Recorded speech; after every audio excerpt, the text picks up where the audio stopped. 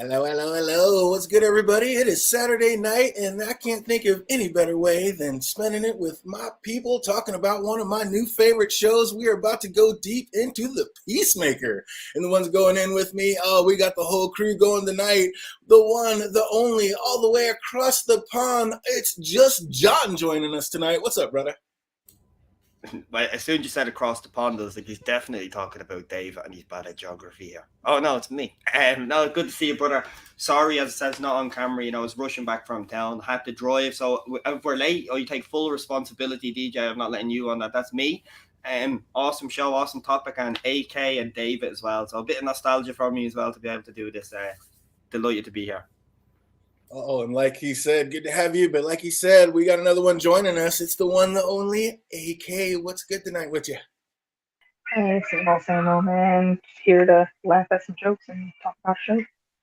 Oh, bringing it up. Gonna have a good time talking all things Peacemaker. And last and certainly not least, it's Peacemaker's third BFF. What's good, brother? Yo, what is good, everybody? I actually thought that Didi was talking about me about across the pond because a duck is my profile pic for tonight. But yes, glad to be here, talk about Peacemaker. Like of all DC shows besides the legendary Gotham, Peacemaker right here. Favorite DC superhero show right now. Oh. You do know the BF looks like boyfriend, though, don't you, rather than best friend? It's normally BFF. You know what, just John? Hush. Oh, shit, he's bringing it.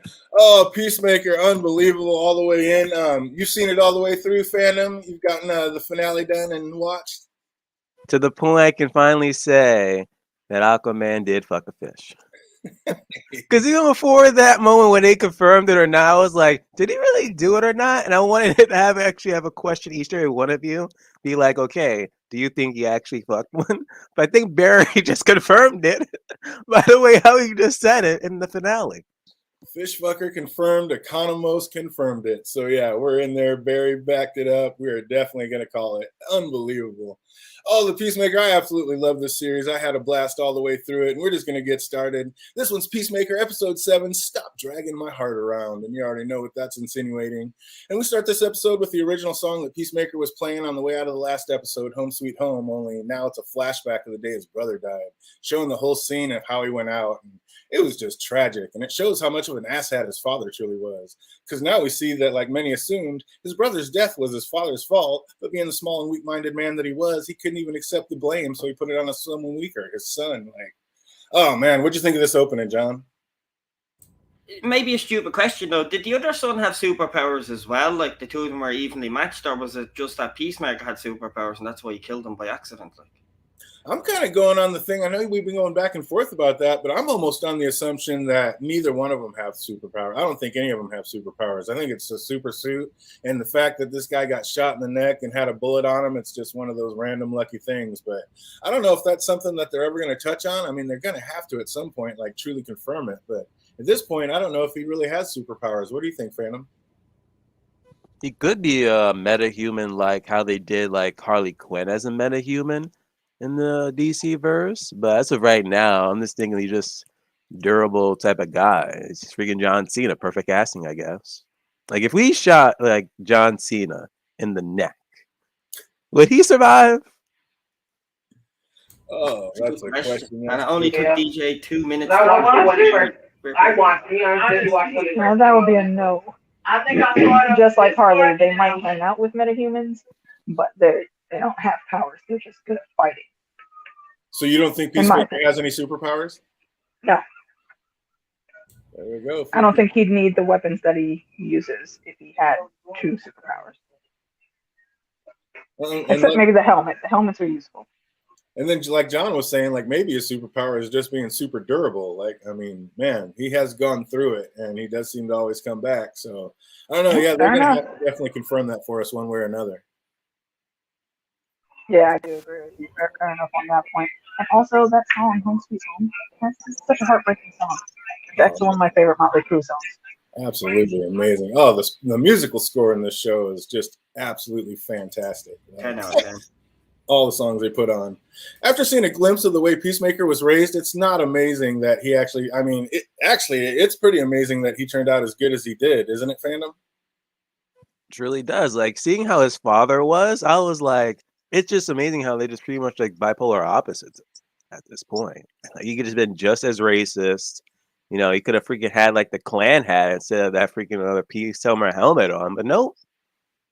Like deep down, he's a good guy, just like Vigilante said. And it's great editing how like Vigilante was knocking and how that knocking turned into the drum beat of the opening song. Like just the editing, the writing, everything about this show has been fantastic. Did it drag you in hook, line, and sinker by the end, John? Oh, 200%. I'm on board to the point I'm recommending it. I think I said to one of my friends to explain it, I says, well, he's having problems with his father in a prison trying to get his love, and he uses the quote, I'm a grower, not a shower. I was like, so that's all you really need to know about this show, like, you know, to get a feeling of where it goes. So 100% on board. And I agree. I don't like, it's a good point to say, does he have superpowers? I assumed, so I don't know if actually that, yeah, as David said, like he's super like durable. But maybe you could be right as well, because it's very vague. And from here on out, if I say Hulk Hogan, I'm actually talking about his father, like I did before DJs. I just call like Peacemaker's dad Hulk Hogan, because that's exactly what he is—a racist piece of shit who's good at wrestling. Apparently. Oh man, yeah, I haven't seen still haven't seen those videos. Oh, quick question though. Did they ever like mention like Peacemaker's mom? If anything, it seems like he could possibly like took after her. It's a good show. Yeah, no, they haven't. They never said anything about her. So that's hopefully coming in season 2. This show has to get renewed for a season. Oh, they did. They announced it's getting renewed for season 2. Oh, nice, yeah. Excellent, most excellent. Yeah, how could they not? I would posit that both him and his brother had more traits from their mom than from their dad. Oh, and man. What the hell was T2000, man?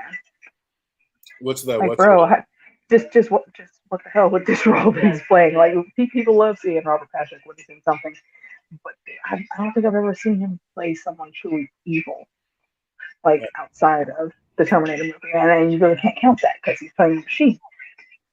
I guess it's surprising to me how good of a bad guy he plays. I agree. He's one of the he fits that role very well. Standout. He's a standout for the wrong reasons. Like that. Yeah. He's a really good actor. Like Joffrey. You know, you hate him because he got to you, and it's like he did his job. That's the perfect way to see it. Yep. Oh, what's up, Celebrity Bikini? I see you out there, Jake. He said he recommended it today. Yeah, absolutely. I mean, I've been recommending it to people who I know aren't even into superhero movies. I mean, it's written so well, and the editing and just everything about it. Like, I didn't expect to like it as much as I did. I really did not expect it to like it so much. Oh, he said I have not skipped the intro a single time. He said true. The entire show. I skipped every intro except for the first one. But we saw right away that Peacemaker's not a total idiot. He figured it out that it was Leota that planted that diary, like lickety split. He also realized, while Vigilante didn't, that the cop on the TV was the man that was on the inside that was supposed to be watching their backs. So, I mean, he's not a complete moron. Like, he can figure stuff out. And Peacemaker says that he and Vigilante are heading out to kill a cow and ask if John's coming. And he said no, but then he ended up going. What do you think changed his mind, John? Well, Butterfly's alien invasion takeover, and he wants to be in the scenes more. You know, just for story progression, yeah, he's like everyone else is in. As the scene with the van, remember when they all play the music and they all have the picture and all that shit? It's like that's obviously unified them to a certain degree, no? I'm trying to think, DJC, when we do the 3 and 2 episodes, like I don't want to jump ahead. Like when they immediately banged the Aquaman shit, I was like, oh, it's an automatic singer. So I'm trying to face myself. Absolutely. No, we've seen it all. Let's bring it. Like, you know, if you're thinking it, let's get it. And speaking of things said in this scene, why did Waller put a female-inspired collage on the front of a diary that was supposed to be Peacemaker's, AK? That woman got issues. There's really no easy way to answer anything that Amanda Waller does. Whatever her plan is, it's like I said, I didn't watch all of the last episode, so I can't project my thoughts to that. But the whole thing is really wacky, and I'm actually very surprised that she even sent her daughter out there in the first place. Oh man, it also took Harcourt no time at all to like know it was Adebayo that planted that diary. Like, one thing I have to give Leota, she never seemed to really lie to anyone other than her wifey. Like, once called out on something, she seemed to fess right up. Like, yeah, she owned whatever nonsense she started. Yeah. And she had times when she didn't answer or wouldn't tell the whole story, but she never lied, like to anybody but wifey, and that was just for the job. But Harcourt said Adebayo betrayed a friend, but Leota flipped it on her, saying, so it's okay to shoot an innocent man begging for his life, but this you have an issue with? Did she make a good point with that fandom, or fuck her for screwing Peacemaker? She made a good point. What you mean? Still, it's kind of screwed up that she, screwed off Peacemaker after, like, oh, like my friend and all that photo and going to his crib, having freaking beers and stuff. And I don't know what the hell that man created. That was freaking pissed. I don't know. If I bring freaking like vodka and I freaking like throat was burned as hell, and I still believe if I even drank that, probably would have been better than vodka, but still terrible. Like, god damn it. We also find out that Harcourt did not yet know that Leota was Waller's daughter, but Myrn did. So he was on top of it. He's like, of course I did background checks on people. So that was one time that I was actually shocked that Harcourt didn't know it. I thought she was going to figure that out before everybody else. At least she knew something was wrong. What's that? Which one is Myrn again? Myrn was the head of it all. He was the actual butterfly. Yeah. Okay, and I'm wondering why he wouldn't have known that. Wondering what? Why he wouldn't have known that. Oh, he did know it. He did the background check and knew it. But I was just shocked that Harcourt, the blonde. Yeah. She should have known. Yeah. Or just seen through it. Yeah, she's good at putting puzzles together.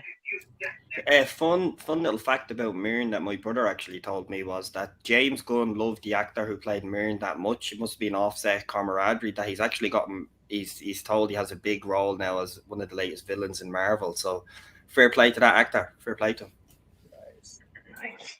How sweet was it hearing the Peacemaker's answering machine, like saying, if you'd like to leave a message for Chris or Eagly, like people are actually calling for the Eagle dude. I just love the little details in this show. I mean, absolutely. Think about it though. There probably are a couple people calling for Eagly. Just amazing. And the dragon.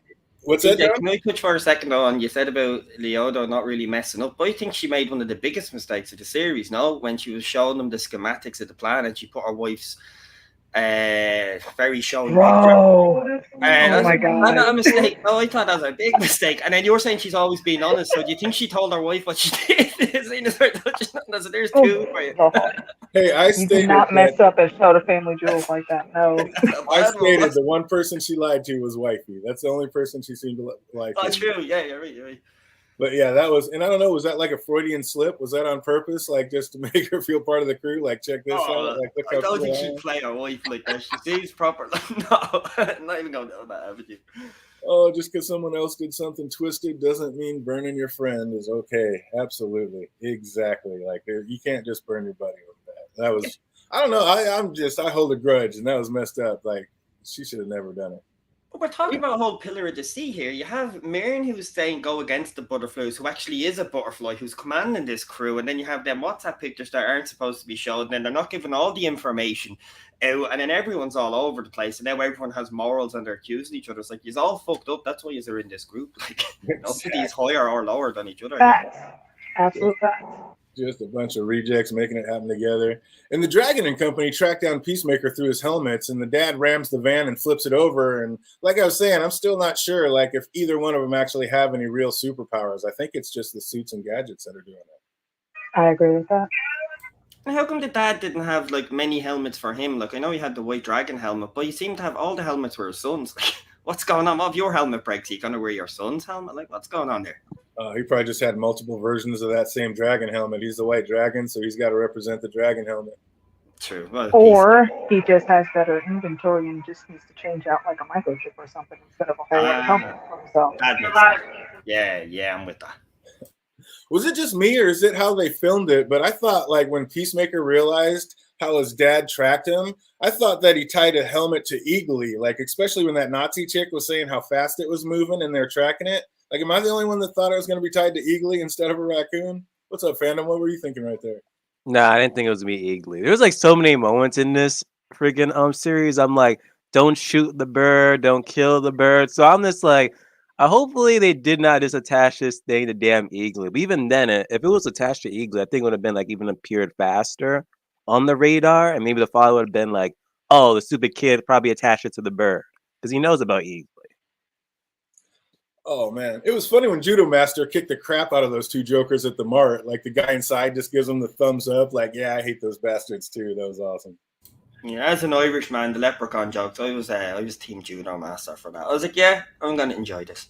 It was also pretty funny when a scratched up Peacemaker says raccoons are hardcore, and Economos is like, yeah, pretty much exactly how I thought a wild raccoon would react if a man just walked over and picked it up. Like, oh, I love the way this thing's written. How did he not know about raccoons? Raccoons are about that life. You do not mess with those things, man. Especially a New York raccoon at that. We would go on your hind legs and be like, yo, what did you do? Look, the raccoons and the rats in New York, they square up with you, okay? You don't just roll up on them like that. Not doing it. But how big a boss was Myrn? Like the way he went out, like there's just no running away. He just went away blasting until he couldn't. Like, Myrn went out like a boss. What do you think, fandom? Should he have bounced, or did he do what he had to do? Nah, he was the last stand. Much respect for him, though. And it was messed up. Like he just like the butterfly having exit the body, and the other one just like caught him and just like crushed him. Like, damn. R.I.P. Why did he come out of the mouth though? Why did he come out of the mouth? Stay in there, you man. Honestly, I was like, why didn't you stay in? I was like, because he didn't know you were a butterfly. He thought you were human. Well, maybe they can't stay inside of a dead body though. That could be it. There's probably something very intricate with that. But also, that not only props to Marvin, but props to that butterfly, because that butterfly was about that life. He's the one that came away and said, "Nah, we gotta stop my superiors. This is done. They're doing bad. We can't. I can't have this on my conscience." And he was kudos to that too. He was like to go with that. He was of some higher like valor there because you were like, I can't believe he killed him. Like he's a warrior now, so you did kind of prop him to be like he was about that. Like I said, I was in my mind, I just had stay in the milk, you big dope. Like Song said, he's a warrior, so there's no just leaving him. Like he was a warrior and wasn't going to stop. So he went out like dead. Well done. That's Ned Stark shit. Stupidity. Oh, that was so touching. No pun intended. When the Myrn butterfly like grabbed onto Harcourt's finger for one last like "you got this now" moment. I was like, that was awesome. Just trying to go for all the feels. Just when we're about to get caught up in our feels about Myrn's death, Judo Master shows up and the battle continues. And this time Emily's ready to fight. And oh man, they were just getting it. Like Judo Master, I don't know. Were you still thinking he was an alien at this point, John? No, I was at the point where I accepted, right? We have some superheroes, and obviously you are making these points that maybe they're not, that's just dawned on me that there's a possibility of that. So I was on the assumption that, yeah, he's like a little kind of, I had mech. No, like he reminds me of. Did you ever watch wrestling back in the 90s in your younger years when they had like the Mexican? What were they called? It was with an Libras or something where they jumping around. I was like, I thought it was the Luchadores. Luchadores. That's the one. Thank you, AK. That's like I thought his design was that. So I kind of was like, oh, that's your super thing. Your flippy power.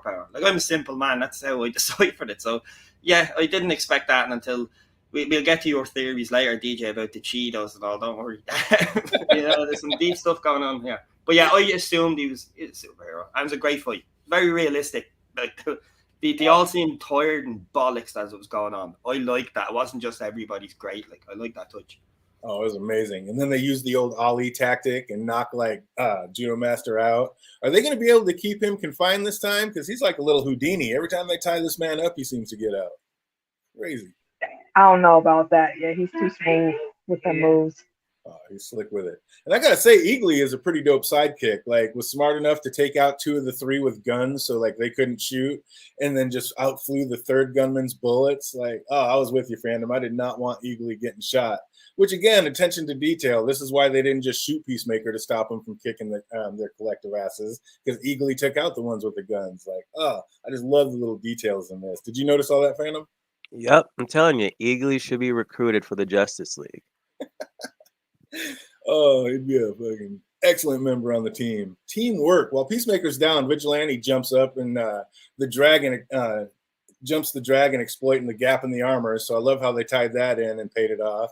And we couldn't have had him like giving the closure or taking him down. Like I was thinking maybe he was going to be the one that killed the evil dad, but they didn't. They had to. I mean, they couldn't do that. They had to pay off They had to pay off the chink in the armor scene and give Chris or Peacemaker that closure. So I like how they tied that in. What'd you think of that scene, AK? the way they took Dad out. I'm sorry.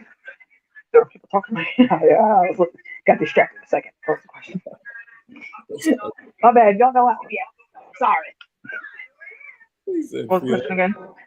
I was just thinking how'd you like the scene? Because I thought it was going to end up being Vigilante that took out the Dad, but that would have just taken something too big. No, Peacemaker, so. I think that would have taken away too much from Peacemaker. He needed to be the one in control of that. He had to get that closure, but then again, yeah, he had to. Didn't. And then we get Diebeard extended. That's also going to give him some more issues later on, I think, though. Yeah. Oh, for sure. We're going to see that. And then Diebeard extends his 15 minutes of fame by taking out the Dragon's entire posse with a machine gun. That was kind of dope. That was dope. It could have been easy, but did Peacemaker have any alternative than to just slaying evil and putting one right between his father's eyes, John? I thought that was going to extend on to the last episode. In my mind, I was thinking that butterfly is going to fly into his dad's mouth. Do you know what I mean? And that's a hell of a lot for of problems. For a hot second. Yeah, now you have a super boss, and it's a great season finale. That's what I assumed, in that sense. I was going, no, he's coming into the scene. They're showing the butterflies can take over people. I was looking at the timeline going, now he's looking for his son. His son is after the butterflies. There's a shit ton of them here. One of them is going in, and obviously, we know that went on a different road, which is still cool, still pretty cool. And I do have questions about that, which I'm sure y'all can give me a different outlook on. But as AK said, I believe he had to be the one to wrap that up. And just for add on, JD the Dragon, if you're listening to this, I'm going to make a meme of your face as the dragon now. You know that, yeah? Wolves are better than dragons. I'm making a picture of you as the white dragon. Yeah, fair play to you. Next. I'll need an alert when that happens, sir. I need to put eyes on that immediately. Oh, I send you the picture, AK, don't you? Oh, how great and perfectly creepy is Vigilante, when he tells him it's not facial exercises, he's crying, asshole, and then he just walks over and literally says out loud, tender, nice touching, petting Peacemaker all awkward, he is absent of any and all social skills. What do you think of that character, fandom? At first, I was like, Vigilante says Adrian's funny, but as the series progressed, I'm like, okay, he's just awkward, and I'm just like, yo, slow and surely he's becoming a new bard for this damn series to me at this point. I'm just like, dude, just die already. Just die already. Then the finale happened. I was like, yes! And then I'm like, no! And I'm like, yes! Then I'm like, come on, stop with the teasing. Oh man, I can't help it. I love the Vigilante character. He is just killing it. He's different. Little Dick Tarly grew up and he moved out of Westeros, and now he's living his best life. That's crazy. I only heard that the other day. That's Dickon. That was the original Dickon. Yep. Wow. Oh, he's just a sociopath. Absolutely amazing. If I was hardcore, I wouldn't have let Leota clean me up. I'd have still been holding a grudge. You traitor. But I don't know. Does Leota deserve a second chance, or is it more like screw her? She's never to be trusted, AK? I think people can change, and she made a mistake. She went about doing a couple things the wrong way, but she is still a good person. I think she's proven her heart already, and that she cares for the team, and also, everything else that goes around that. It's just hard having to balance things sometimes. So we slip up. But I would give her another shot, but I'm not the one in charge. Yeah, it seemed like she was having an identity crisis. Is she her own character, or is she her mother? And she was pretty much hearing that back and forth until it's okay. How do you square up all of the evil shit that your mom has done? And you're supposed to be in here and make sure that your team trusts you still. That's a hard road to walk. I think she's a good person. Even through the actions, everybody's questionable. Like us. Do you know what I mean? It's totally. That's why I said I'd give her another shot. Yeah, and I think with her and Hardcore after that fight, it's I don't know, way back in my younger years, I'm a very passive, peaceful dude in the later parts of my life. But if you ever had a fight with someone at a bar and then you go from colleagues to comrades, in a sense, I think they had that evolution with them, that they had a fight to the death and they were on the same side. And that for me, it kind of ironed out everything, you know what I mean? It strengthened the relationship, colleagues to comrades type thing. She said her mom always wanted her to do this, but she was happy where she was at. Did her mom take Leota's job and did her mom lose the funding for that job so she'd have to come work for her, fandom? Most definitely. That's what I instantly thought. And if she never had that thought through her mind, I'm like, really? This goes back to the moment when you said that you saw a freaking eagerly hug Peacemaker and thought, okay, this has to be a sign. I gotta stick with these people. Then for next episode, Hawthorne's like, so that wasn't a sign to run away? And she was like, fuck. I was It's dying. Amanda Waller. You best believe everything she does has a plan, whether it's for strangers or her own children. Jake's giving a good concrete answer, possibly. That and his and the her wifey. I'm still not even 100%. It's like, is that It makes you really? wonder, though, don't it? It It makes you does. wonder. Oh man. They finally get a call from the rest of the crew who are held up at the veterinarian's office, and Vigilante's ready to assassinate them all, and they've seen his face, and he and Peacemaker are wanted men. I was like, first off, how good was it when Vigilante tried to talk shit about the guy being a nurse? John's like, dude, you're a fucking busboy. Then Vigilante says, see, now we definitely have to kill him. Like, you're giving away stuff about my secret identity. Like there's not a million busboys out there. Like, oh, I was crying this scene, John. How'd you like it?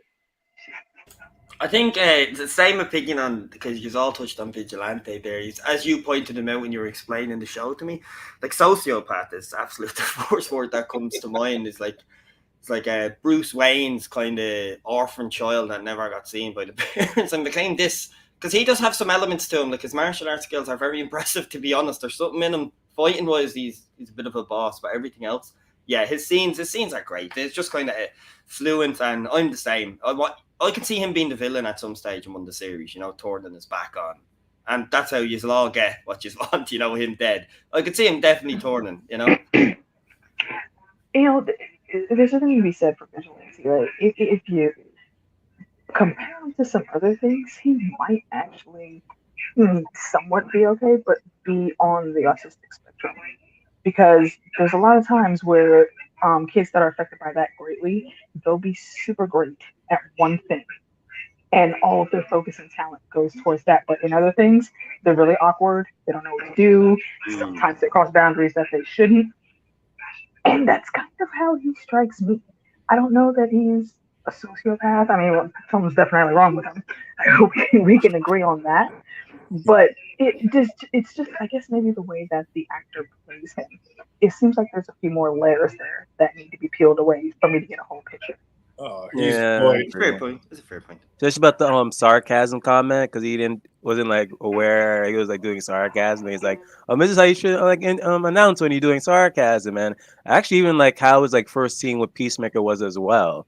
Kind of like exactly. highlights it too. Exactly. Matter of fact, I might as well take back what I said earlier about Vigilante. Then he ain't no bar level yet. Then I was literally No, just he gonna is quote not. David on that, saying "Duh, yes, no," and now he's coming across saying this shit. You're lucky you said Honestly, that. I think Vigilante was my Come on, favorite man. character on the show. I don't know what the hilarious. hell you guys are It's talking hilarious. about. He is an absolute sociopath, void of all human emotion and feeling, I and he didn't kills say he like had emotion. 100%. I just said it might be some other things going on with him. He is 100% the epitome of what a sociopath is. Yeah, do you wait, remember hold when up. Have you seen like Dexter, DJ? Oh yeah, love Dexter. Hey, so you might like it after all. So you're good. Oh, Dexter's amazing. Was DJ a sociopath now?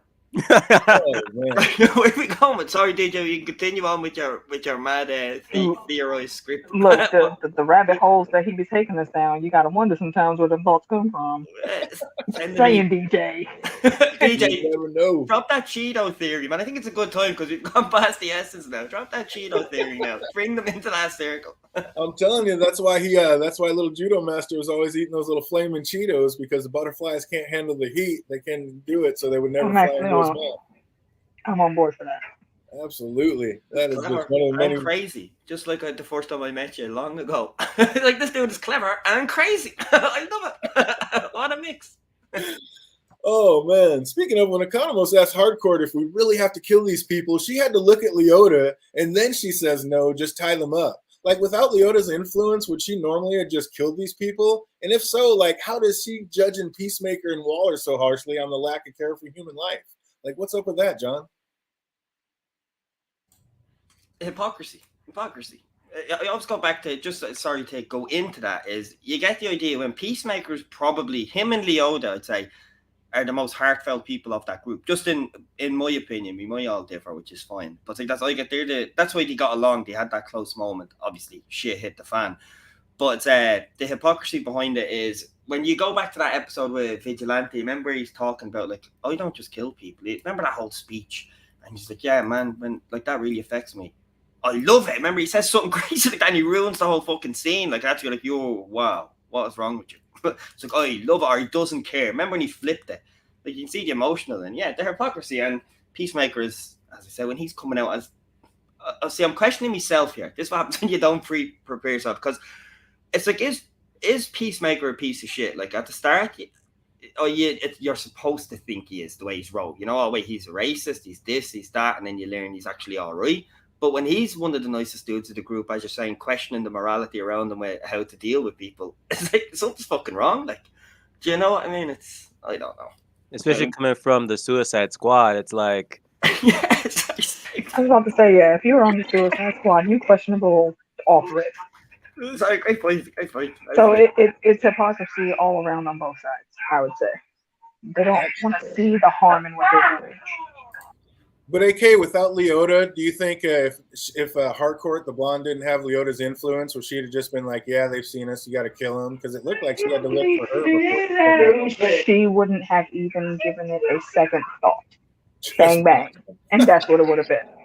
It would have been a double tap, yep. So, Leota is a good influence, so that was pretty tight. And Harcourt really looked bummed when she made that decision not to kill him. Like, she kind of looked, she wanted to kill him. She is, like, I don't know, Phantom, is she just a natural-born killer, or am I reading too much into that? who, Leota? No, Harcourt. I don't think she's a natural-born killer. Just, I don't know. She, like I said, she looked bummed out when she wasn't going to be able to kill him. Like, I think she was on the vigilante side. She wanted to take him out. That was great. It's like that comment I said previous stream. Like, she's literally just, you know, the DC version of Black Widow. And then they flip it. Like, Vigilante says, well, we can't use duct tape to tie them up. That'll hurt their skin when they try to pull it off. Like, you're just ready to splatter their brains all over the wall a second ago. Like, this character, complete sociopath. But I'm all in. I love it. Did he really say that? I think I missed that. I think there's just, you know, there's so many one-liners going on. Like, he really said that. Yeah. Oh, Economos even makes a thing on it. He's like, you're ready to kill him 2 seconds ago. Now you're worried about it. He's like, yeah, it'll hurt the skin when he takes it off. Like, oh, the things that he cares about just lets you know exactly where he's at. Sociopath. Incredible. Peacemaker prayed to a higher power to keep Eagly alive. He said, I'll do anything you want. Then Eagly woke up. So how will that end up affecting Peacemaker in the end? Like, is he going to hear a higher power calling and then a higher power calling in a promise at some point, Phantom? No, when this was happening, I was just waiting for the moment where Peacemaker was praying and then literally the butterflies just like landed on Earth. And I'm just like, oh, shoot. But nah. He said, nope. Leota witnessed the eagle hug, and this seems to be the thing that pushed her over the fence. It looks like it's time to believe in miracles and this team. And I was glad that Harcourt answered another one for us. Like, seems like they did transport a cow all the way across the galaxy as their food source. So that was one we got answered. I'm glad they're bringing it in. That is not a cow. I don't care what they call it. That is absolutely not a cow. Economist calls it a caterpillar. Whatever it was, they needed sustenance. Okay, you know, if I'm walking around with Mr. Ed and things get rough, sorry, bro, you going on the barbecue grill? That's how it's gonna be. Was that like the only one thing in like Starship Troopers or something like that with the space scale? Is it? Yeah, that's instantly what I thought about when I saw that thing. I was like, what? And no one made that joke at all. What joke are you thinking? Sorry, Dave. Give us a Starship Troopers joke that would be applicable. A joke or a reference to it. Like, no one mentioned that. I'm like, wow, that was like a missed opportunity. I know, because they usually get it. Like, it's great how Vigilante never missed an opportunity, like I said, to show what a sociopath. But sometimes he's actually got the right spin on it. Like, he seemingly uses a terrible example of a movie comparison where the stars get slaughtered in the end, but then he has an exceedingly optimistic interpretation of what happens next. He says, no, they don't get slaughtered. They jumped over those bullets and got away. It's like, are you kidding me? I was actually dying loud. I'm like, Do come on. you expect anything else to come from him in this situation? Come on, let's be real. So perfect. His So delivery is perfect. on point. It's absolutely on point. At Yeah, this I'm point, saying that's why he's my favorite. he probably think Jack is still alive and like swam right back up in the Titanic. Absolutely. He just went down for a little dip. That's it. And either way, he's loving the back and forth that he and Economos are having. It's not as deep as what he and Peacemaker have, but it's fucking cool. Like, dude, the writing is so on point. That's great. Agreed. It's great. I really thought, like, before I came into this, was that because I know the majority of, especially me, Nick, we have similar characters that we like, and we can see why. And then you have David coming out with Cersei for like the past 10 years of his career. It's like I thought David was going to pick Vigilante as his favorite. Like I was like, yeah, Cersei, Vigilante, but it's AK and David. No, so I'm a bit surprised, not in a bad way. I'm like, yeah, that's pretty interesting. Didn't know you were into sociopaths, AK. But you don't define him as a sociopath, so you're on point. He makes me laugh, man, and he's killing bad guys. I can't fault that, you know. It's like Dexter. If I was on a jury with Dexter, I find him not guilty. That's public service. Oh, whoa! that's You mean to tell me the guy that's a pedophile and that's just killing people left and right? That I understand though. Shouldn't be put into the kill room. But how he's doing it though? I mean, He I'm needs not some saying time, he bro. slip up sometimes. He but needs some still. time though. He needs some time. Oh, Maybe 6 he months. deserves some time in Azkaban. 6 I'll give months, you that. and then let him go after 6 months. But you need this. Oh, fandom, I'm confused. Is there ain't a proper time to rock? There is no proper time to rock. There's no proper time to rock. Seems like they're going some back and forth, but we finally see what they call a cow, and like we were saying, it is nothing like what I was expecting. It's huge, and I cannot wait to see how the heroes deal with it in the next episode. And the last thing is, what's up with these extra credit scenes? Like, are they B-roll or just like a spoof on end credit scenes, AK? Honestly, for the trajectory that we have seen this show go on, it could be a bit of both. Like they might use it as a callback in the next season, or they might just put more in for the lulz. Oh, I'm honestly good either way. What do you think about these extra credit scenes, John? I knew you'd ask me because I keep missing the end credit scenes. You keep giving me shit about it. I was kind of hoping AK would go a little further and I was going to jump on our back. I go, yeah, and I was just going to re-quote our set in a different structure. Well played, DJ. I as usual, I go straight into the next episode. Once that song plays, do you really want it? And then it's like, next episode. I missed it again, me. It just seems like start watching, Johnny. You won't regret it. It just seems like it is B-roll film to me. Oh, man, but that was it for the episode, and then we got to get right back into the finale, and it is Peacemaker, Episode 8, It's Cow or Never. And we open with Leota still feeling terrible about setting up Peacemaker and apologizing for like the zillionth time, but he's not trying to hear it. Like, every time she tries to speak, he just makes fart noises, which is basically what he thinks of her apology. Just a bunch of stinky hot air. Does she deserve anything less, fandom? Probably more, because compared like when we first see Peacemaker in Suicide Squad, he really wasn't open up to people at all. And here in this show, he was. And then literally within that same episode, the whole diary and thing happened. So I really don't blame him. Does Leota have a right to feel off about being judged by people who regularly kill people? Or is this just a lame way to excuse herself for stabbing a team member in the back? And yet, even worse yet, a friend in the back, AK? No, I'm still on her team for that. It's all hypocrisy. You cannot do the shit that you did and expect people to trust you and then invite you on the team. I'm talking about Peacemaker there. And then have the same feelings towards someone else that got roped into some shit. And maybe things didn't go the right way. I get that. But you move past that. Once the person owns up and comes at you like a real adult, y'all have the conversation, you patch that shit up and you move on.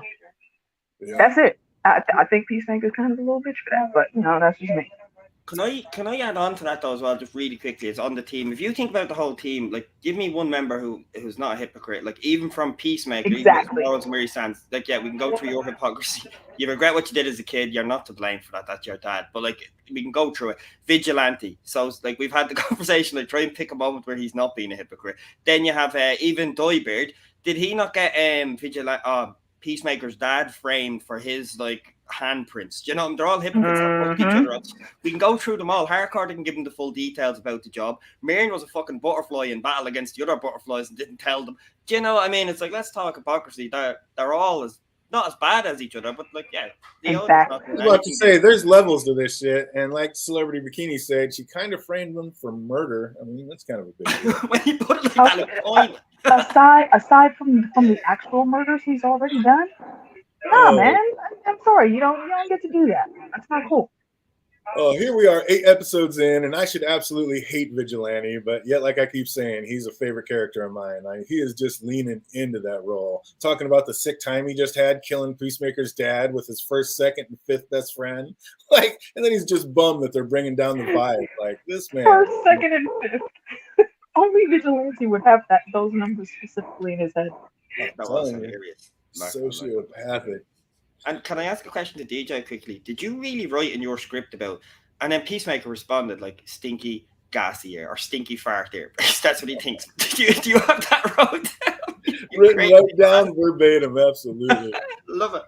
Oh, that's how we get down on these outlines. Oh, they parked just outside the ranch, and Adebayo finally tells her mom that the problem is bigger than the 5 of them. Like, I mean, she should have done this a while ago. And she tells them that she should call in the Justice League. Like, how is this just now coming up? And how did Batman not already have a plan for this, John? Because Batman is currently being played by Robert Pattinson, and he's moved on from Twilight, so we need someone else to step in. So we bring a wrestler from WWE in to replace the fella who was Twilight to take Bruce Wayne's role. He's busy. He's going through reconstructional changes, and he's not upset about Bella anymore. Yeah, he's getting out of his Bella emotions after all these years, so Peacemaker has to man the fuck up and take it. Timeline's wrong. Nope. Timeline's wrong. These are entirely wrong, though. You got it entirely wrong because Ben Affleck is out as Batman, but you could have called Ben Affleck up. Okay, Ben Affleck. Yeah, not Ben Affleck. Excuse me. The Robert Pattinson. His timeline in the Batman is not on par with where these events are happening. Yeah, I guess. So let's leave Twilight out of that. Don't put Twilight in things. Michael Keaton. They could have called in Michael Keaton in this. Honestly. It could have been like Michael 2 Keaton. seconds. That probably cost like a lot of more money just to have him in there. So, Oh man. I hope that answers your question, DJ. Absolutely. But what's funny is that even though that's Amanda Waller's daughter on this mission, she really hasn't hired guns to watch in the background in case something happens to her daughter. I said that to DJ. It's very weird. You know what's weird though? I'm wondering if Amanda was even around a whole lot to raise her, because her temperament is so much more different than her mom's. Yeah, it could be. Waller asked if they had time to wait for backup, and I was like, you have the freaking Flash. Like, who can literally run so fast he can turn back time? Like, what was she talking about? Do you have time for backup, fandom? And it goes right back to what AK just said. It's like, does she truly care about her daughter? Does she really care about this whole mission? Because if so, I don't think really Task Force X would really be the go-to if it was like that much of a Justice League level threat. So are you saying Waller's a butterfly and she wants the butterflies to win? No, Did nobody say that one day in their life, DJ? Every time. If she's sending out this messed up team to not even really be able to handle it, then she must want the butterflies to win. Maybe she's like Judo Master and she sees the brilliance in their plan. Yeah, but I didn't see her eating a bag of Cheetos every time she was commanding the Suicide Squad. So I don't know. Oh, she's tied up and she's behind secured walls. Butterflies can't get to her. She doesn't have to punish herself with those flaming hot Cheetos. I'll get you. The best line I heard from Amanda Weller from I think it was Batman and Beyond, is one of the cartoons where they're asking, she's saying, yeah, we got a clone of Bruce Wayne. That's how we got your DNA. They're explaining to the future Batman, how he came to be. She's like, we collected Bruce Wayne's DNA all over the city. And then everyone kind of takes a freeze back and go, what? It's like, do I ask how you did that? It's a fucking kid show. Do you know what I mean? It's like, yowzy. So Amanda Weller doesn't give a fuck. Speaking of kid shows, did that seem weird to anyone else when Hardcourt leaned into the phone all cutesy saying, copy mom? I'd have been like, you'll be lucky if we don't pop a bullet in your daughter's ass the way she betrayed the team and on your orders. Like, are you kidding me? The That way kind she of pressure. betrayed the team, the way freaking Peacemaker betrayed the team in Suicide Squad. He's directly responsible for at least 2 of their deaths. Yeah, but that So was on no, Willer's orders as well, though. doesn't matter. If you go into something like that, are you really going to betray your team like that? Even if you were quote unquote ordered to. I know it's a dilemma that a lot of soldiers face at some point in time. You got to do what's right. You can't just go with the back and forth and the nonsense. I mean, not only That's all is I'm he saying. just trying to make the right decision, he's got a bomb in his head if he doesn't make the decision that she said. So, I mean, it's like a double tap. And them bombs never did go off though. Not doubting that she put them there. They went off once in the first Suicide Squad movie, didn't it? With your man who tried to run away, like they blew his Yeah, the head guy off. with the ropes. Yep. Yeah, that was the only time I think. And we saw him in Planum. Yeah. And I don't even remember his name. Yeah, we saw him in Planum. Because he wasn't important. Yeah, absolutely. And right on that, if that answers your question quick, DJ, is like when you're saying about Batman turning up, like, do you think that they just don't take the butterfly threat as important? Because you'd have the likes of Darkseid out there, and it's like you have intergalactic threats where like these are just butterfly aliens. Let's send the fodder out to deal with it, and maybe me daughter can get some experience in this field to see if in the future she can take me place. Where she's like, this is small fish. This is small fries. We're dealing with bigger things. I'd rather deal how to take down Superman in case he tries to take over the world than deal with butterflies. Maybe that's it. Maybe she wanted to keep the real powerful superheroes at bay, because if a butterfly did take one of them over, then that'd be a real problem. That too. It's interesting, actually, Johnny, that you brought up that maybe she wants her daughter to take her place. What the hell's going on with that? She always has a plan. That's interesting to think about. She always has a plan. Littlefinger shit, man. She's on point. You're right. She does. Oh, this isn't Marvel. Maybe they're not employed by them. Maybe Vigilante never misses an opportunity to remind us. Like, if you took your wife's name, doesn't that make you the girl in the relationship? Like, so good. I was just dying.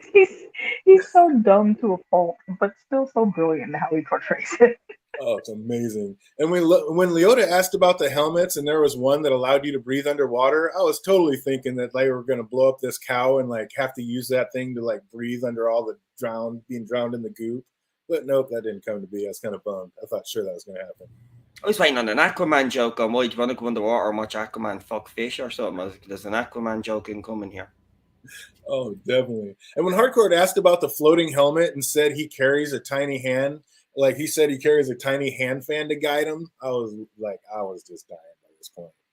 Like, there you go. Like, does he have superhero powers? Like, he can float with his helmet, but he has to have a tiny fan in his hand to guide him to go. Like, come on. I don't think he has any superhero powers, but yeah, it's stupid. it was amazing. They were so worried about losing the anti-gravity helmet, but how are they going to guide it onto the roof, like with no hand fan or anybody to steer it anyway, fandom? I'm sorry, did you just ask me something? No. Okay. But they were like, they wanted to get that anti-gravity helmet over to the top of the roof. Like, how are they even going to get it over there in the first place with no hand fan or anybody to steer that thing? Like, I mean, Eagly was their only one. Like, I don't know. I feel like they're the worst setup team ever. A flaw in their like scheme, just sure. Put them in a ball and then threw them in there. Oh, and then again, Vigilante talking about people using sarcasm, like so often yet so on point at the same time, because people really do get confused when sarcasm is used and they're not sure what it is like that they're trying to say. So it's like he's completely off the wall, but yet he makes real valid points a lot of the time. Quite like you, DJ. I was waiting for that to come. I was waiting for it. Vigilante over there. Vigilante, we call you. Oh, just serve that one up on a platter. Peacemaker has another wild description of a soup, and this time it's Green Arrow, and Economos actually backs him up this time, but says it's the first time he's been right. And obviously about Aquaman fucking the fish, but does he just diss all these other heroes because none of them will like hang out with him or have anything to do with this crazy-ass fandom? Honestly, now I believe everything Peacemaker says about the Justice League members. So Gal Gadot really just, what was it? What he said about her? I F him across. Yep, I believe it 100% of the way now. Oh, it could absolutely be. When Hardcore says it doesn't matter, we don't have any arrows, and Peacemaker replies, we do have one team member that can fly, though. Like, dude, I had the biggest smile on my face just thinking, no way. Like this is getting too much.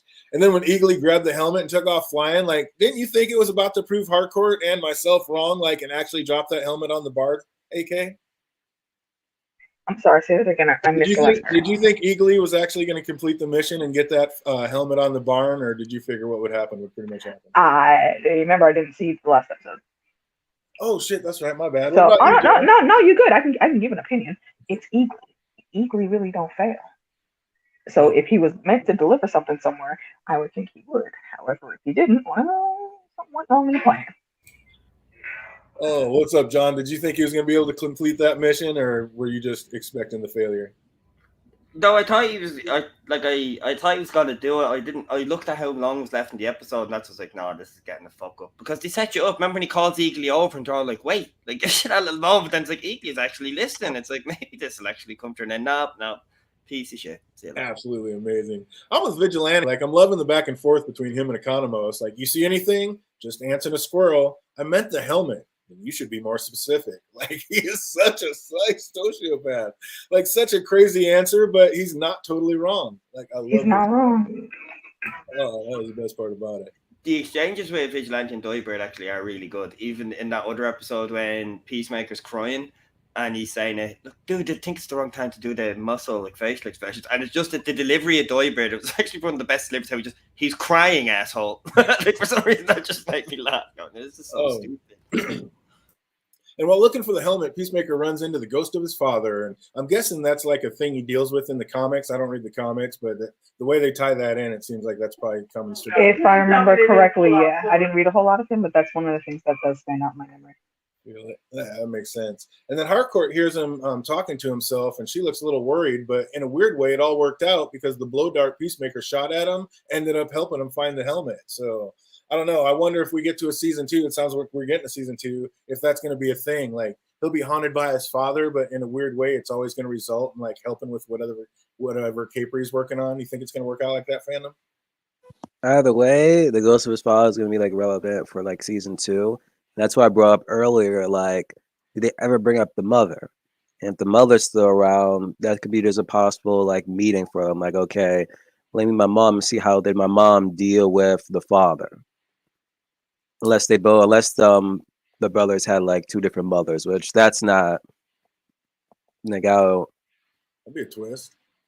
Is it though? The way how that would be father is? That wouldn't be like a total twist. Well, it kind of would if we find out that the mother actually does have superpowers, and that's how actually Peacemaker, and he really does have superpowers, and the brother didn't, and that's why he knocked him out with one punch like that. Okay, now I see where you're going. I could see a twist like that, absolutely. They could also twist that a little bit like they did with the Hulk in Marvel. A lot of times you could see Bruce or Hulk whenever he changes, just like seeming like he's talking to himself and he's saying, leave me alone, get out of my head, blah, blah, blah. That's because Bruce has flashes of his abusive dad in his head all the time. And that's part of the rage and his power that helps fuel the Hulk and the changes also. So it'd be interesting to see if they did play around like that with these people. That'd be cool. And again, great attention to detail when Diebeard asks why the clothes are wet. Like, one of the things us warriors seldom talk about is how often people shit themselves when they die. Like, just a touch of gray and the white cloud are kicking ass. Cue Game of Thrones theme music. Oh, if these writers don't win some kind of award, we riot. Like, it's just amazing. Absolutely amazing. Why was Economist so worried about risking his life on this mission? Like, he had no problem storming the factory with nothing more than a chainsaw and taking down a gorilla, but now he's nervous? What's up with that, John? I think from the standpoint with the gorilla is when he came in, he knew kind of the rest of his crew was there. Here, he's kind of like his crew aren't there. They're all in the bushes, and it's just him alone. If shit hits the fan, they're there, and I'm here. And I think it was more of the pressure of, it's all on you. In every other scene, it was on the other people, and then he came through as a great backup. But now it's all on you. Like, pressure is on you, but you have to be number one now. And he just didn't know how to deal with it at all. Like, oh, I love that. I absolutely love that. When did the plan change? I thought they wanted the helmet on the roof. Now all of a sudden they want it as low as possible. Like, why the switch, fandom? I think the plan was on the roof. Cause I think it was supposed to go like all the way in the basement, right? And then he just saw, the kaiju, and he's like, I'm not doing this. And he just drops it, goes back up. Yeah, that's crazy because they wanted that thing on the roof, and now all of a sudden, once Economos gets in there, they're like, get it down as low as possible. I was like, you just wanted it on the roof a minute ago. Why are we going low now? Oh, they did want it in the roof? Oh, shoot. Then I Remember, don't they even wanted know. That's Eagly then to that was drop like a switch. That was a switch up. Yeah, remember they wanted Eagly to put it on the roof. Like, that's completely different. So, yeah, I was just wondering why the switch up happened. That was kind of the one thing in the writing that kind of caught me. Did they say something about the sonic charge? Now, I could be wrong here, and just imagination here, though, that he says there's, 3 sonic charges. But was there a conversation that are just one big one? Because I was thinking if they wanted it on the roof, then one big one. But if it's lower, then, bang, 3 out. Like, I could be wrong on that, though. Yeah, there was like 3 or 4 that they said charges, but I'm not sure like the how big it would be depending on like the distance or whatever. So it was kind of weird too. Yeah, and I'm not putting faith in it. They're idiots. I absolutely believe, just as you are pondering it yet, he didn't have a fucking clue, and they would just get it close. Just get it fucking close. We're giving them too much credit. Oh, John sees the space cow and has had enough. Like, he's not trying to deal with a kaiju. He saw what happened to all those people in Suicide Squad, and he says, I am out. I was like, can we really be mad at him? I mean, he's no hero. Man, he don't want to end up being like, anyone for that. Look at the polka dot man. We don't want to. Hey, polka dot man was cool though. I really wish they could have kept him. Are we going to bring up the Condiment King as well, going around fucking squirting everybody with ketchup and mustard? Yeah. Season 2. Season 2. Yeah, season, all right. We get the ultimate callback when John gets stopped on the way out and asked why the man he took over did that to his beard. And Economos finally has to come clean and admit he does indeed dye his beard. How amazing was that callback, John? It was great. And, it was well acted by him, to be fair. When you see him kind of in a serious part role, it was great. In my mind, I thought he's just going to overdo it. And I just got to figure him out because he kept going. I think, did you notice that he said his piece and then and then the music and the cameras is like, he's still going. And it's like, why is he's still going? And then when I was a kid, he's going back through puberty now. He's still going. Shut the fuck up. And then your man's ending was pretty harsh, wasn't it? Humans are pathetic. It's like, man. But it would make sense because that's what like the butterfly would a human of us like would stop. But since it's just a butterfly just recounting all the memories, like he would just keep going and not know like when to stop. So that was kind of a good touch that they did. Great point. Great point, David. Great point. Fair point, indeed. Absolutely.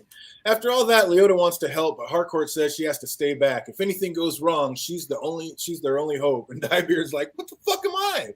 Oh, it's so fantastic. Like, we see who know your skills, buddy. Oh, Vigilante is nice with his sword skills, though. Like, he was handling fools out in that field, but finally bringing a sword to a gunfight catches up with him. And we see that his suit has some weak spots, too, as he gets shot in the back. Like, he really did have some superhero-like skills, though. Like, even as he was passing out, like, he was able to flick that knife back and took out the guy that killed him. Like, Vigilante is nice with his fandom. He thought he passed out. I thought he died in that scene. I was like, oh, shit, he actually died? And then he was like, 2 minutes later, he's like, oh, I'm up. I'm like, oh. Is Vigilante the one with the real superhero powers? Stop. He ain't freaking Deadpool. Man, I'm telling you, like, even on his way down, just flipping backwards, the no-look knife to the face, that was sick. For a second, I thought he became a butterfly, but then I'm like, then again, he has a helmet on and no more food source, so they're dying off. We then see Harcourt was right. Like, Adebayo really was their only hope, as we see Diebeard couldn't even make it over the fence and back without a massive injury. It's like, are you kidding me?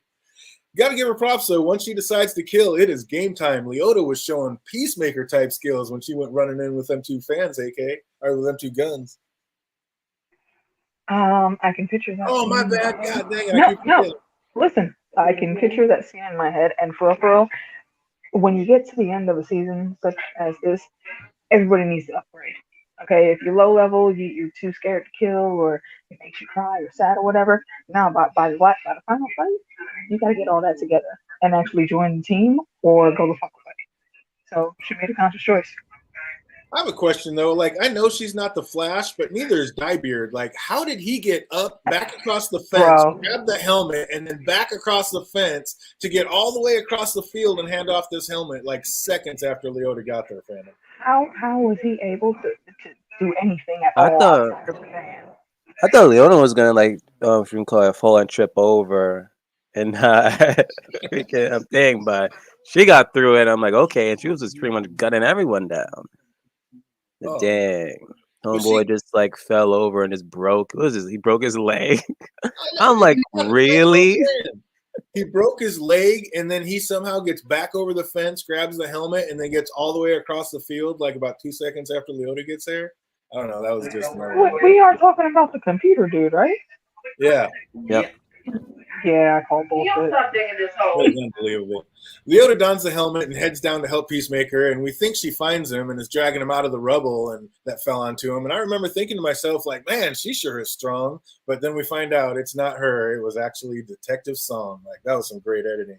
That was a good bait and switch. That got me straight up. That got me. Right? It was good. I like that. And no one ever listens to Peacemaker. He told Leota not to use that helmet, but sure enough, she's lucky she didn't shatter her spine because she definitely did not have a hand fan and had nothing to guide her flight path. Like, oh, that was so sweet when she took off like that. Exactly what I expected. What do you think, Phantom? Repeat that? When she put on that helmet and tried to activate the human torpedo helmet and just ended up flying into the wall because she didn't have a hand fan. Oh, I got a headache watching that. I'm like, really? That was amazing. Goff actually tries to recruit Peacemaker to help teleport the cow to their eastern cavern, and she thinks once she tells him the truth, like she did with Judo Master, that was, hey, we got another callback right there that Judo Master is not indeed a butterfly. But he wasn't. She thought Peacemaker would be willing to help. She obviously didn't know who she was dealing with, John. Like, did you ever think he was going to switch and try to help him? Oh, 100%. No, because it kind of shows you the flashback. The way it was all filmed was really good. Like, it's like, just in case you didn't pick up on this, like, you know, it's like, remember when we showed you this scene about him, like, honoring and promise and valor? I knew it's like, well, Butterfly, you have your, like, code, and he also has his code. I don't think he's going to compromise it now. Nice touch, and because you're obviously going to go into it with the torpedo again. I did laugh. Because one, it's not Peacemaker doing it, like, and you just see poor Leota getting up, and he's like, yeah, but the way he's the hero in the scene, and realistically, like, Leota's the tool, absolutely, like, she's the one that's actually gone into it. I laughed, like, I shouldn't have. It's just her reaction is good. Oh shit, fuck! It's like really good shit. Oh, she should have known with that political statement alone that she was going to lose Peacemaker. Like, it was so on the nose with what was going on in real life. But I did like how they didn't keep ramming it down our throat. Just a quick 35-second speech, and yep, we get it. Yeah, and it was good as well, though, the way it pointed out, because I was going to ask you a question about the episode when the butterfly took over that policewoman. I was like, why didn't the butterfly just fly into Peacemaker? He's as quote-unquote superhero to some level. It's like he'd be the better choice. But then they answered it in this one, which I thought was really good. They covered it, so I couldn't ask it, because then she literally says to him, you fed me, you gave me honey, you were nice to me. So I'm like, that's why you didn't take him over. And you're like, I can probably assign you as an ally. So I give them props on the writing there, because they covered it. Because I was like, that's stupid. Why didn't you fly into him? No, we have that covered, mate. It's because she wanted to ally him and because he was nice to her. I was like, yeah, I'm happy with that. Absolutely. It's also cool the parallel of what Peacemaker always says about freedom and how she stated like they'd make whatever choices needed and didn't care how many lives it cost them. Like, that was a pretty tight tie-in. But Goff asked Peacemaker to live up to his calling and bring peace, and it looks like he did by taking out the cow. And now the butterflies will die off. Like, be careful what you wish for. Like you said, that was so goopy and gross. It's so perfect. I also like the callback of how voice sensitive the helmets are. Peacemaker didn't have to even raise his voice to activate the helmet Leota was wearing. Like, just the way they tie everything in was just fantastic. What were you thinking of this scene, Phantom? You're right, because he didn't say it like out loud. He just said it like in a normal tone, and it activated. And I was like, oh shit, don't tell me she's up. And she just went like straight through, which kind of was like a call back to the Suicide Squad, because that's how like pretty much kind of how they end up killing, you know, that Kaiju starfish. Like Harley Quinn had to like with that javelin just like pierce through his eye and then, you know, just stab, I think, what was it, the heart or brain, whatever. So good call back there in a sense. Absolutely. Why do you think Peacemaker let the Queen Butterfly live? Like, won't it just like call the rest of her kind down and try again, or was that all of them? Like, is she the sole survivor? Which, I mean, that sounds like a pretty lonely existence. What do you think, John? I think the answer to well, like, she literally told him that this is the last of our cow, which is like more or less the last of their food source. Like, so this is one of the last of a kind. So I think from there he didn't see them as a global threat anymore. It's like, well, if you're the last of your kind, that's it was a nice touch, because I was thinking you shot her in the chest, not the head. Do you know what I mean? Which means you chose to let her live. Do you know what I mean? Like, you've done that important, and obviously near the end of it, you get your answer to that. Yeah, and very good. As soon as she told me it was the last cow, I think that's when Peacemaker made that conscious decision. Like, yeah, well, okay, that's the last year, like, source. You probably have enough for you to sustain a life, but not a whole planetarian invasion. Once the cow was taken out, there's no need to fight. It's kind of like dismantling somebody with a gun. You break their arm. Is there really a need to kick them in the face while they're on the ground? You've disarmed them. Do you know what I mean? There you That's go. what I got. Well said. Where did Economos get that brace for his leg out in that field, Phantom? That was the only I thing. was thinking the same thing. I'm like, so you told me you have time enough to wrap up your damn leg and stuff, able to still somewhat walk. I'm like, yo, what's going on here? Are you sure these people are underfunded for a reason, or they have everything near them? Oh man, I was just like, yeah, that kind of threw me. I was like, where did he even get a brace out there in the middle of nowhere? That was kind of great. But then we get the unexpected yet amazingly dope cameos from the Flash and the Fishfucker, and that was so dope when he walked by, and it really was Jason Momoa and Ezra Miller. Like, you're late, assholes. And again, like, they all have super speed. Why the hell were they so late to the party, John? Do you know what you say like that? I'd go with the old theory that depending on what timelines they were merging is if I was a writer for DC at that stage to answer that. So why are these like number 2 out of 10s like taking care of a, as you say, global threat is compared to the 10 out of 10 Supermans and whatnot? Is they were off. If I was the Flash, I would have said something like, "Oh, sorry, we were off fighting some intergalactic overlord bullshit," you know. And then it's like you don't really have to answer. We were fighting something else more powerful that wasn't on Earth.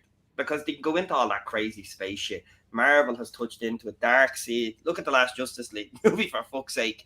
You can use that, you know what I mean? And easily like zing it in. And can I ask you quickly, DJ, is will there be a theory video coming out about how Khal Drogo maybe had a relationship with Catelyn Tully back in the day, seeing as he likes Don't encourage seeing him. as he likes to fuck fish, no? Oh, distinct possibility. Absolutely. Absolutely might The be. fish See, that look was what you did. promised. Now it's in his head. The I fish think that it was might be promised. more Manderly, but yeah, you're onto something for sure. Absolutely onto something. Shouldn't Peacemaker have at least handed over Harcourt to Superman to fly her faster to the nearest hospital, Phantom?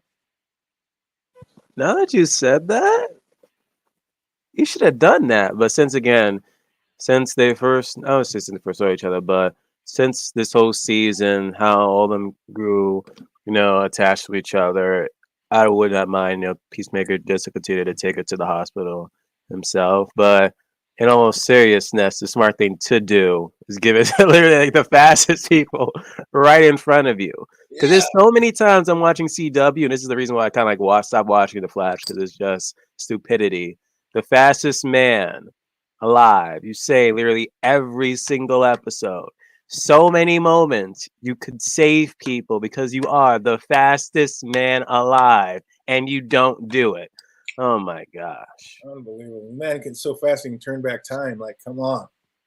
Oh, but they do make it to a hospital, and Leota finally gets to apologize properly for betraying him. And after all that's gone down, I mean, I don't know. What's up, fandom? Is Peacemaker right to forgive her and just give her another chance? Can we just move on with Leota with everything that's gone down like this? Of course. It's like, again, best friends. Like, of all your friends that you ever have, there's like one moment where your like friend like messes up, but you're like, you know what, we're still homies. I'm still cool with you. It's not like they poured water in your beer and you're like, no, that's unforgivable. Forget you. Like, no, you're like, all right, I hate you 1 second, I'll forgive you the next. She almost lost it when when he told her that after Eagly she was actually his BFF. Like, was that a touching moment for you, John? Were you getting all in your feels? Oh, absolutely. I'm not even going to joke at you, as I say, maybe through older age. I was getting in my feels even when he was picking hardcore before that, walking slowly. I was like, so I was already gone. So the whole Eagly stuff, yeah, I was gone. I was a bit mushy watching that. And then, Leoto came through in the end for me. It's like, I was like, come on. I see a Jon Snow in you. Come on. And then I got me way. What about Vigilante? Where he's like, dude, you're shot. It's like, you have a bullet. It's like, they'll know my identity. You have a fucking bullet. Yeah, do you know what I mean? You're only a human. Some of the exchanges, yeah, it's good. The whole thing was nice, man. It was. I try. Maybe it's just from how Game of Thrones season 8 went. Sorry, I said them words. Is I try not to be as critical as I'm like, because I always go in my head, it can't be as bad as this, and I'm not gonna let a TV show annoy me like that again. And I found very small plot holes in this, where it was like it's enjoyable, and if they do fuck up something, they kind of make a meta joke about it. They'd be like, no, we didn't fuck it up, we just wanted you like to think we didn't. Exactly. So yeah, it was nice, man. Oh, incredible. So Leota finally decides to do the right thing and decides to make a statement to the news and hence the world, and outed what her mom was doing to federal prisoners. And then Hardcore sheds a tear knowing Peacemaker's been at the hospital for days waiting for her to pull through. She slides over to hold his hand, and is this out of friendship or something more on the horizon, fandom? First off, I like how you said that Leo did like the right thing or what she said in the news. That was literally the dumbest thing that she has ever said in this entire series. Oh, by the way, there's the government agency, task force X, Y, and Z. Amanda Waller's in it. I'm her daughter. I'm like, what? Okay, the whole task force stuff. The government can easily just like swipe everything to the rug, but you just admitted to the world that you're Amanda Waller's daughter. Do you know how much enemies she has? Yeah, she could have just locked her doesn't get kidnapped in season 2, or somebody actually doesn't go sure. after her girl. I was worried that when she was going to her wife's freaking place, that wife's gonna get shot in the head and she was gonna see it. Like, since we now have a season 2, at this point, it's like she's literally a walking target. Oh, I thought they were going to make it like the wifey was a secret agent in a plant that our mom did, just going deep on it, like her the wifey. That would be a freaking cool twist. I'm actually crossing my fingers for that. Oh, that'd be amazing. I could totally see it. Like she's actually a plant, and like she ends up taking her out. She's trying to protect her wifey from all this, and find out wifey's an agent. Just no, like that actress. She's on another show with Katie Sackhoff. And she definitely has like the physicality to be able to be in a firefight and handle her own. So that would be really cool if they brought her in like that. Definitely. So what's up, John? Was that a little hand touching between Peacemaker and Hardcore out of friendship, or something more coming? There's absolutely something more coming. When he said that he was there for days and a little tear came from her, like that's absolute like emotional romance right there, easily, which I think me and you was on a similar page, DJ. We said on the earlier episodes that they're gonna fake them out getting together, and it's totally setting up for a fake out. They probably have a one night stand, and I could see like humor being made. You'll have a one night stand in the season 2, and you won't talk about it, and it'd be something to do like he has a small wiener or he was shit in bed, and they'll just scratch it off and continue on with a new story. Like they will fake out that like fuck. Well, we know it won't be a small wiener because they already addressed that in episode 1. Like he's swinging a monkey's arm down there. Yeah, I totally didn't look to measure. No gracias. Yeah, I see a fake out though, and I hope it is, because like it's so. I think they're too weird. That show's too self-aware to go that road. I think they're faking us out. Absolutely. Like I said, I think they'll get there, and as emotional as he is, he won't be able to get it up, and then that's going to be like the running joke. Like she was actually going to let him, and he couldn't do it, and like the performance jokes are just going to be as true in season 2. Yeah, Peacemaker, more like Flaccid Shaker. I can see Vigilante in on that shit. Flaccid Shaker. Oh, Leota's happy. No question. Leota's happy to get that load off her chest and now can be at peace and at one with her wifey. And Diebeard heads back to his shitty desk at Belle Reve, but at least now he has friends and a few happy memories. But poor Judo Master, he arrived at the ranch after it's all over and is just devastated. Do you think he's going to be a problem if we in season 2? Is he coming for revenge, fandom? Probably as a cameo. It's like, oh shoot, remember this guy from the first season? Here he is. Because his only thing was for on the first season was just helping out the butterflies. If he then just helps out whoever is the next villain for season 2, it's like, well, what's the motivation now for him to join them up? Absolutely. Goth actually comes back to Peacemaker, and are they friends now, or is she just starving and knew that he had some amber left, John? Goth, thank you. I'm delighted you asked me this. That's where I go a bit crazy now. DJ wouldn't want to touch on me. Goth is now a new member of that fucked up squad, and what will happen is whatever the enemy is in the next season, they have the crazy ability where when they're fighting someone in a tower, Goth is just going to fly into them, take over them. That'll be their little power, taking them over and then start blasting them as part of the team, then fly out, and then carry on with the team. Like you got some cool aspects you can play with that, where you have somebody who can now take over bodies. And they seem on side with Peacemaker. And if that butterfly is on side with Peacemaker, then we also have Judo Master on side with Peacemaker. Like, so you already have a bigger team. Myrn is gone, replaced by the actual butterfly. And then you have like the introduction of Judo Master, now another part of the team. And now all you do is bring on another fucking enemy that doesn't look like Jabba the Hutt. And we have season 2. Be great. So Judo Master isn't coming after him for revenge. He's actually going to join the team. I love it. Yeah, do you see Goff is chilling there, sipping honey on the doorstep. Like, hey, chill, Judo Master. Chill. But that seemed to be the last that he had. Was that just the last he had in that jar? Did he grab some extra, or is that the end of it and she's just going to die off now? A good question. I think they can just pull a jar out and they want, depending on how James Gunn wants to write next season. I think it'd be cool to have a butterfly. Like, think of how cool that'd be. Oh, yeah. Have a member with that ability that can fly into enemies. You know, people that are fighting are they deemed quote unquote evil. You just have that little butterfly fly in, take them over, and then you can have funny jokes on. You know, like you can just play. There's a lot to play. It'd be wasted potential to not use that butterfly as a part of your team. Absolutely. Peacemaker's dead dad shows back up, so that's definitely going to be a thing next season. And will it be more like we said, and his dad's like in a weird way going to help solve problems, or just be a hindrance and make Peacemaker look like a mental case in front of those that can see him, fandom? Bit of both, 50-50. I think it's going to go both ways. I was so waiting for Eagly to give us just one last scream out the door, but nay, he just looked in the camera and we fade to black. And then again, we get one last end credit scene, and I'm still like, I just cannot tell. Like, is this B-roll? Like, did they make it for the final edit? Or is this like literally done on purpose? I just couldn't tell. But either way, like, this was my favorite one with Vigilante breaking down how confusing sarcasm can be. Absolutely amazing. Oh, all in all, what'd you think of the season, fandom? The show was amazing. Did not expect it to be as good as it turned out, but you have James Gunn directing and writing it. So what do you expect? It's going to be amazing. Absolutely. Oh, I know you've only seen the first 7, but what do you think, AK? I'm sorry, what was the question, sir? What do you think? What have you thought about the first 7 episodes of Peacemaker? I'm actually gonna give them like a 9.8. I'm sure once I actually see all the events in the last episode, that'll probably pick up to a 10. I am looking forward to the next season. I honestly didn't expect to enjoy the show as much as I did. It's completely tongue-in-cheek and all of the sarcasm and ridiculousness of characters, and I'm here for all of it. So, yeah. Oh, what's up, John? We dragged you in. What'd you think by the end of it? Was it worthy? And solid 9 out of 10 whole way through. You have to sign off. You can start well, but you have to. If you start really well with a series, I think you can sign off average and then it continue. This started well, continued well, and ended well. Like, so it has to be a solid 9 for me. The only reason I never really get 10.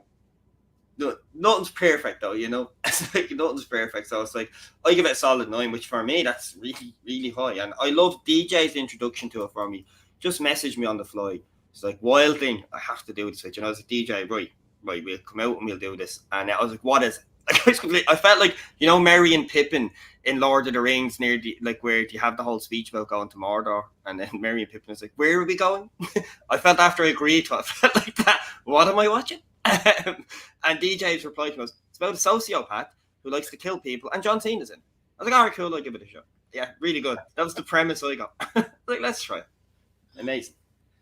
Absolutely. Oh, I would never suggest one that I don't think is amazing. And yeah, I think this one brought it home. Absolutely amazing, start to finish. And for once, like, my biggest thing is nothing ever seems to end right. Like, finales just never seem to be able to stick the landing for me. And this one absolutely nailed it. I thought it was fantastic. They could stop it. What's that? Oh, yeah. So it was, yeah. And now that, I mean, they can float right into season 2. I'm super pumped to hear that they actually already greenlit it. So can't wait for that one. And speaking of greenlit for another one, it sounds like March 14th, The Boys is coming back, which is my absolutely favorite. What? That's around, that's like next month right there. Right? Wait, okay, wait. Can we get another series in before that? Because we got to get that from opening night. Oh, yeah, absolutely. And yeah, I don't know, might even jump into some like Boba Fett. I know that's only 6 series, something that's just quick and easy and can kind of float us on into that one. Yeah, cannot wait for The Boys to come back. My absolute favorite show. That's gonna be Indeed. Did we have any theories that we were looking for to seeing if they're going to do anything cool with them? Yeah, we'll have to do a reflash and go back, do a quick recap. Yeah, maybe. Maybe we'll do a recap. First couple seasons. And You see want what the fun fact? I have not watched The Boys yet, and I'm actually going to start watching it next week. I'm fresh. I don't know any spoilers. I know characters' names. Young man. 10 points from Gryffindor. What are you doing over here? Get your life together. I'm gonna get on it. I promise. I'll be fresh to it. I will absolutely get on it because that's what's segueing. It's that like within 2 weeks I've managed to catch up. I've watched the whole Mandalore. I was lucky enough to watch it as 2 flush seasons. Amazing banging. Boba Fett, straight into Boba Fett, amazing banging. Then Peacemaker, amazing banging. It's been a pretty high time for me watching TV series. So The Boys is absolutely next. Oh, absolutely. Get it in. He's like Boba and Mandalorian. Boba was a little all over the place. Mandalorian, of course, is amazing. Yeah, his teeth, man. I couldn't get his teeth. Now that he got his teeth on extra white, it's like, how are you walking around with them choppers? Like, you were in a Sarlacc pit and you've come out all perfect. And then every time he smiles and shit, I'm like, what the fuck? How do you have choppers like that? You know, Colgate Fett up in this. Oh, one of many. It's just, but maybe we'll do it because that's only a quick 6 or 7 episodes, so that might be a quick flow through. So maybe we'll get onto that Boba Fett. We'll talk about it and see what's what. I think we're going to save the trivia for the next one, and maybe we'll do one last Peacemaker, and I'll bring all the trivia questions on that I made after every episode. I was about to say, I noticed you skipped over the trivia. I was like, okay. Oh man. Because he knew you had me on it, and I'm a dumbass. He's like, no trivia for John. Oh, there's been some trivias that me and Fandom have bombed. Don't be ashamed. I haven't written any notes for any episode, so I would have failed it, honestly. None. Absolutely zero. Before we go, though, I forgot to freaking show you guys. Like, I literally have a Peacemaker Funko Pop, but this one is different. It's actually... Hold up, let me see if I can put a light on this. Dave. No, this one's different though. This one's different. It's been ages since you even seen anything, John. This is like the white dragon. The lighting is just it's crazy. It's actually signed by John Cena himself. Oh, nice. Yup, it's actually signed. That's his signature there. Oh, nice one, Fandom. That was cool. Amazing. Where did you get that? Cost me literally waiting an hour online just to meet the man guy. And he had to sign it twice because I wanted it in white, and he himself said like I can barely see this, so he signed it in blue. Nice. Twice. And that's worth it though. Worth it. That's amazing. Good on ya. Wow. And that's why I said I'm his third best friend. Prominent position. Make sure that one gets seen. Absolutely. Okay, so you're the third best friend and somebody's side piece. That's where we're going now. What's your next title to come out? I don't know. I'll explain later. I said that and my cousin looked up like, wait, what the hell? Oh man! So I want to thank my guests that came down this rabbit hole with me. Just John, Peacemaker's third BF, and AK. It's been an absolute blast, and you already know we're going to keep the party moving. Stay tuned. There will definitely be another show being recapped. Other than that, we'll be back next Tuesday with The Witcher. I want to thank you guys for coming on, and I hope everybody out there is having an absolutely fantastic week, and it only gets better from here. Until we see you on the next one. Be easy, everybody. Stay safe out there, y'all.